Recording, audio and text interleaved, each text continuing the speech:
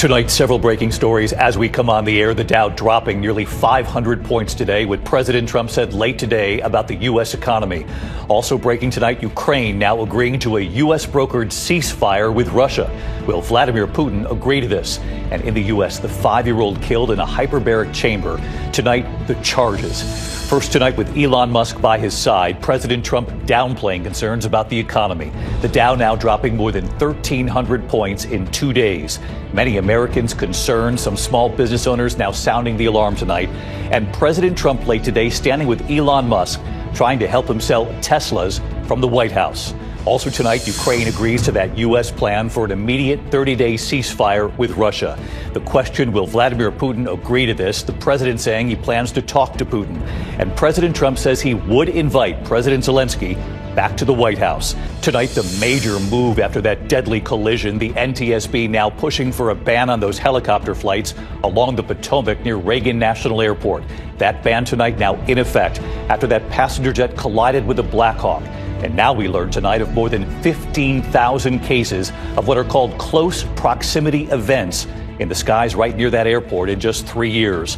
Tonight, the horrific death of a 5-year-old boy in a hyperbaric chamber. 4 people now charged. How did this happen? Tonight, the new video here in the search for that missing college student who disappeared while on spring break. What the new hotel surveillance shows.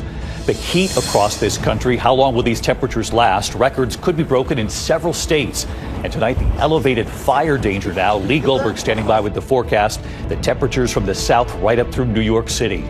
Tonight, the cargo ship that slammed into a U.S. tanker. The massive explosion and fire. The captain of the other ship tonight charged at what authorities have now revealed. The alarming school bus crash in the Northeast. On its side, many injuries. One child trapped under the bus in critical condition. Tonight, Billy Joel postponing his new concert tour. It comes after that fall on stage. For how long will he be off the road? And what he's saying about his condition tonight. And America's Strong tonight, the Jeopardy contestant you'll see compete tonight. What he revealed, the missed call, was it fate? From ABC News World Headquarters in New York, this is World News Tonight with David Muir. Good evening, and it's great to have you with us here on a very busy Tuesday night. And we begin tonight with the economy. The Dow dropping nearly 500 points today, down more than 1,300 points in 2 days. President Trump late today in front of cameras, pushing forward with his tariffs, dismissing concerns about the plunging markets. And tonight, tariffs on all steel and aluminum imports into the U.S. will face 25% tariffs as of midnight tonight. The Dow closing down 478 points today to close at 41,433. It comes after the worst one-day loss of the year yesterday, and over 2 days, a loss of more than 1,300 points.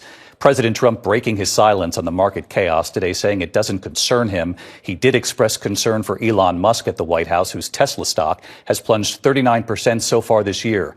The president working to try to boost the sales of Teslas, with Teslas right there parked in front of the White House.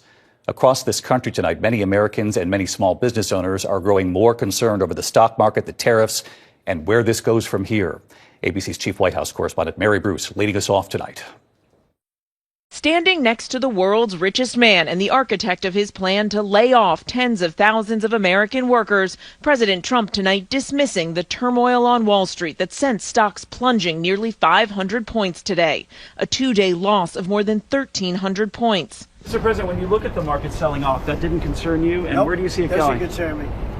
I think some people are going to make great deals by buying stocks and bonds and all the things they're buying. Trump saying he bears no responsibility for the economic uncertainty, though his own words sparked the sell-off when he refused to rule out the possibility of a recession. Are you expecting a recession this year?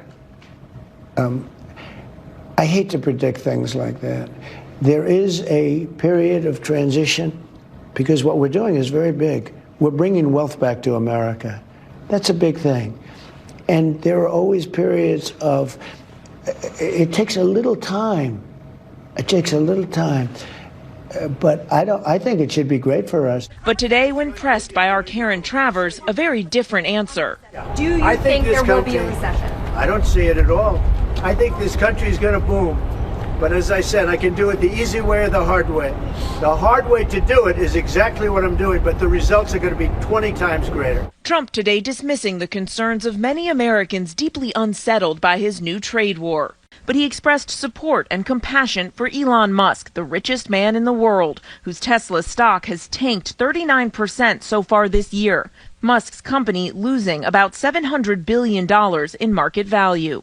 The president today inviting Musk to pitch his luxury cars on the White House lawn, announcing he's buying one himself. What's your best of these cars? What do you think? Well, the car that I drive is the Model S Plaid. Which is that one?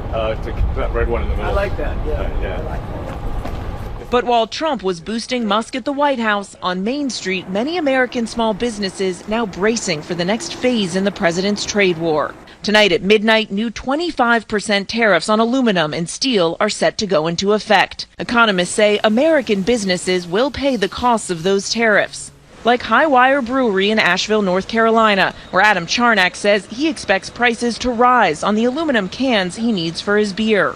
Our cost of goods have gone up. Our cans have already gone up in price. Bottom line is going to eat into a good part of our profits. The U.S. imports more steel and aluminum from Canada than any other country. And for a few hours today, Trump escalated the trade war, threatening to raise the new tariff to 50% after Ontario said it was going to start taxing electricity coming into the U.S. The two countries were able to negotiate a deal, but the 25% tariff still set to go into effect at midnight. Earlier, Ontario's leader not mincing words. Consumer confidence is down. The market's tumbling.